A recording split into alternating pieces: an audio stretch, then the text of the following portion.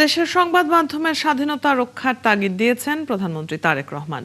আজ সোমবার সচিবালয়ে প্রধানমন্ত্রীর সাথে সাক্ষাৎ শেষে এ কথা জানান ন্যাশনাল এডিটর্স কাউন্সিলের যুগ্ম আহ্বায়ক মাহমুদুর রহমান। তিনি বলেন, সব সম্পাদককে একসাথে কাজ করার আহ্বান জানিয়েছেন প্রধানমন্ত্রী। একই সাথে সংবাদ মাধ্যমে প্রশ্ন করার স্বাধীনতা চাওয়া হয়েছে। প্রেস কাউন্সিল সঠিকভাবে গঠন ও প্রেস ট্রাস্ট পুনর্জীবিত করার কথাও তুলে ধরা হয় বৈঠকে। সভা হলো মাননীয় প্রধানমন্ত্রীর সঙ্গে, এবং তিনি এখন থেকে নিয়মিত করবেন বলেছেন, এবং তিনি বলেছেন, মোটামুটি বলেছেন যে প্রতি 4 মাসে একবার তিনি হয়তো সম্পাদকদের সাথে বসবেন। প্রধান আলোচনাই ছিল যে বাংলাদেশের সংবাদ মাধ্যমের স্বাধীনতা কিভাবে আরও উন্নত করা যায়।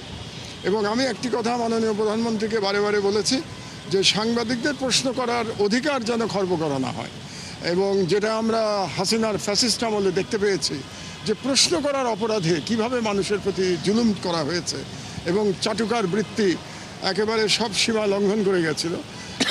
কাজেই আমরা বলেছি যে সাংবাদিকদের প্রশ্ন করার অধিকার থাকতে হবে। ক্ষমতাকে প্রশ্ন করবে তারা, রাষ্ট্রের ক্ষমতায় যারা থাকবেন তাদেরকে যেমন প্রশ্ন করবে, তেমনি বিরোধী দলকেও প্রশ্ন করবে।